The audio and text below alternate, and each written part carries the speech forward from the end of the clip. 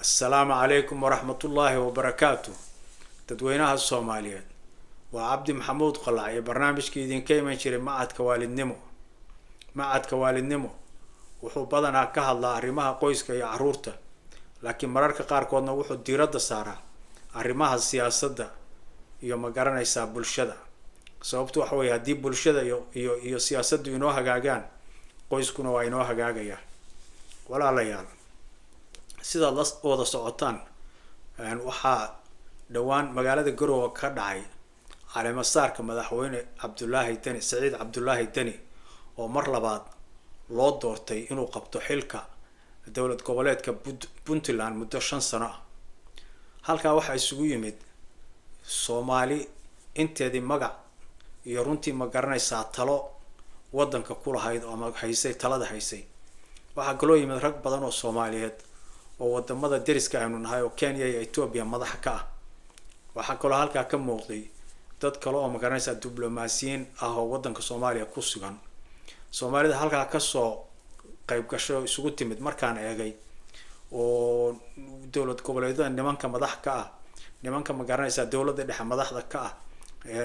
madaxdii hore oo ma garanaysaa ama dowladda dhexe ama dowlad goboleedyada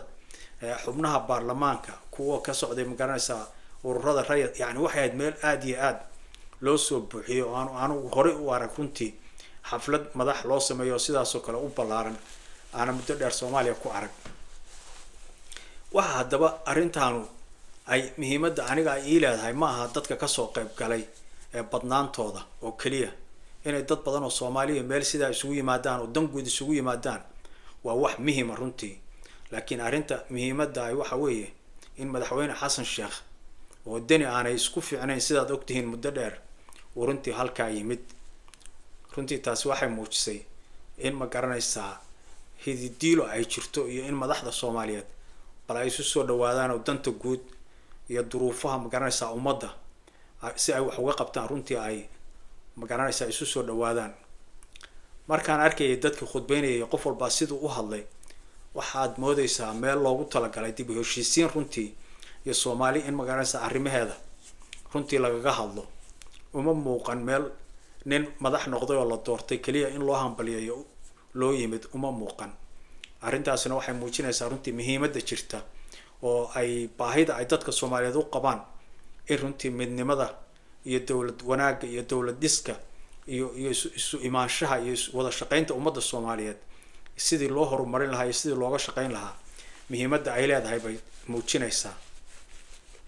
waxaan runtii ka xumaaday markii madax badan oo Soomaaliyeed ay xuseen sida wadankeena dadyow shisheeye Ethiopian iyo wax la mid ah meel walba ay ma garanaysaa magaalooyinkeena iyo dhulkeena u joogaan oo madax banaanideeni ma aha in hadda arinta cusub oo badda laakiin sideedaba sida yani leeno haysto runtii ay markay maaragtay xusayeen ragga qaarkood runtii aad iyo aad baa maaragtay arintaasi aan u dhibsaday waa wax runtii u baahan inaynu ka gilgilano oo maaragtay runtii tilaabooyin aynu qaadno inaynu arrimaha caynkaas aynu runtii wax ka qabano waxayna waajib ku tahay runtii madaxda Soomaaliyeed guud ahaan laakiin madaxweyne Xasan Sheekh mas'uuliyad dheeraad ah ayaa saaran Dani iyo isagu waxay isku qabteen runtii waxyaabo aanay mudnayn inay sida u kala fogeeyaan oo la isku khilaafi karaa siyaasadda wax wala isku diidi karaa laakiin in albaabada la kala xirto oo la kala goosto runtii taasi waxay u muuqataa karti darro iyo maaragtay ability meesha ka maqan oo dadkeena aanay awood u lahayn iyo karti u lahayn inay khilaafkooda ma garanaysaa wax ka qabtaan oo wada shaqeeyaan waliba waxa weeye waxa saaran madaxweyne Xasan Sheekh maadaama uu taagan yahay midnimada iyo ma garanaysaa haybadda iyo wada jirka ummadda Soomaaliyeed maadaama uu taagan yahay isagu waajib dheeraad ayaa saaran maxaan saa u leeyahay waxaan arkay madaxweynuhu mararka qaarkood hadallo uu jeediyo runtii inaanay ahayn kuwa ku habboon inuu jeediyo marka la eego ummadeenu say u kala qaybsan tahay is aaminid la'aanta dhexdeena ka jirta sida ma garanaysaa la isu tuhmayo khilaafaadka jira waxaas oo dhan markaad eegto waxa loo baahan hadalladaas oo kale inuu ka fogaado waxaan xasuustaa mar malaha madaxweynaha lagu eedeeyo la yiri shaqooyinka ay magacaabida sameynayso dadka Soomaaliyeed u wada qaybi way dadka saalaha waxay ku tuhmeen inuu magaranaysaa dad gooni oo isaga xiga ama ma garanaysaa ay isku meel yihiin oo isku beel yihiin inuu maaragtay aad iyo aad oo xaqooda maaragtay uu maaragtay uu sadbursi u sameeyay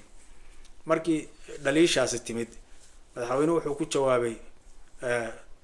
wixii aad xaq u lahaydeen 4.5 oo ama wasiiraa ama baarlamaanka waa haysataan maxaad ka hadlaysaan taas ma aha nin madax oo Soomaaliyeed oo hogaaminaya ummad sida u kala daadsan oo sida isu diidan oo doonaya inuu isu keeno isu soo dhaweeyo inuu runtii sida u hadlo ma aha mana aha mid cadaaladnimo iyo horumar iyo magaranaysa kalsooni abuuraysa ma aha haddii 4.5 wax lagu qabsado taa la wada leeyahay loo sameeyo ay xaq tahay tan waa inay xaq noqoto waayo waxani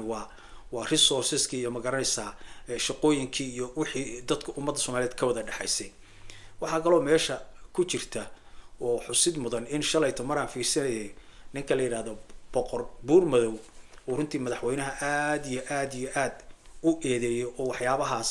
xagga cadaalad darrada iyo maartay sidoo sadbursi dad gooniya ugu sameeynayo oo runtii aad u tibaaxay anigu ma aha waxyaabahan cadeyn karo laakiin waa sidii uu isagu shalayto ku maartay warka la sii daayo SSTV ay sii daysay oo meel walba dadku daawadeen baan halka ana ka arkay laakiin waxay muujinaysaa inay jiraan dhaliil balaaran oo madaxweynaha lagu tuhumayo inaan ummadda si wada siman oo daacada ugu shaqeynayn taasina waa dhibaato sababtu waxa weeye sida madaxweynuhu ku jawaabay idin maqli maayo wixii aad lahaydeen waad haysataan wixii kale ana iska sameynaya markii dadku wax tirsadaan haddaad saa ugu jawaabto oo aad gar qaadan weydo taas waxay keentaa in dadku ay maaragtay isdiid iyo nacayb u meesha yimaado isdiid iyo nacayb hadday yimaadaanna waxay badanaa ku hogaamiyaan waxyaabo aan loo baahnayn oo dhibaato ah dagaal iyo in la kala tago in la kala fogaado waxaasina wax maanta aynu doonayna ama diyaar u nahay ma aha runtii waxa kaloo dhaliil ah sida madaxweynuhu uu ballanqaad u sameeyay inuu dhiso wadadii Garacad isla mar ahaantiina uu degdeg uga baxay oo ballantii u buriyay yani waxyaabahaasi runtii waxay keenayaan kalsooni darro mana keenayaan in madaxweynaha loo hogaansamo oo maartay sidii dadku ay doonayeen markii waxyaabahaas kale ay dhacaan yani sidii ay ahayd inuu dadka u soo jiito runtii soo jiidashadaas ma imaanayso waxaan rajaynayaa waxyaabahaas inay noqdaan waxyaabo wax laga barto dani waxa waajib ku ah inuu runtii yareeyo khilaafka madaxweynihii hore uu diiday kanuu diiday xageeba u socdaa dani ummadda Soomaaliyeed waxay rabtaa inay maaragtay hesho deganaan iyo madax wada shaqayso iyo horumar inay hesho dani waxaan waa inuu ka baxo cidna waxaan faa'iido runtii uguma jiraan isagana u keeni mayso faa'iido Puntland u keeni mayso dadweynaha Soomaaliyeedna u keeni mayso kaliya waxa faa'iido inoo keenaya wada shaqayn iyo isku duubnaan iyo is aaminid iyo inaynu hal meel kaliya uga soo jeesano danaheena waxa kale oo iyana mudan dadweynaha Soomaaliyeed waa inay kacaan waa inay madaxdu markay gaabiso ay dalbadaan inay heshiyaan inay wax qabtaan inay wax muuqda qabtaan sababtu waxa weeye imisa sano ayaynu ku jireynaa kala daadsanaan iyo dhibaato iyo xiriir qaxooti iyo magaranaysa kuwa wadanka gudihiisa ku barakacsan iyo wadamo dad shisheeye oo wadankeena iska maamulanaya imisa sanaynu ku jireynaa waxaynu ugu jiraa kuwa madaxda aynu ka dhignay ayaan karti u lahayn inay wixii la doonayay qabtaan wadamo badan baa dhibaatooyinkan maray waa ka soo kabsadeen si degdeg ah bal hadda eeg bal Rwanda eeg bal maxaan ku raahdaa xataa Congo eeg Sierra Leone eeg wadanka la yiraahdo magaciisa Liberia eeg wadan walba inta aynu maray iyo baaba'aas oo kale u maray laakiin wadan walba waa ka soo kabsaday waa inaynu ka soo kabsano marka dadweynaha Soomaaliyeed waxa weeye inay banaan baxaan baa magaalo walba waa in lagu banaan baxo nin walba madaxa waa in albaabkiisa la istaago yiraahdo wada shaqeeya isu imaada danta ka shaqeeya iskuulaan rabnaa biyaan rabnaa caafimaad baan rabnaa shaqaan rabnaa wadooyin baan rabnaa wadanku argagixisada laga xoreeyaan rabnaa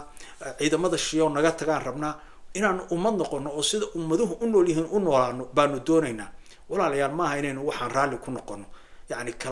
kala baaba'sanaan iyo kala burbur iyo kala maqnaan inaanu raali ku noqono runtii waa nasiib darro waxaan rajaynayaa dadka Soomaaliyeed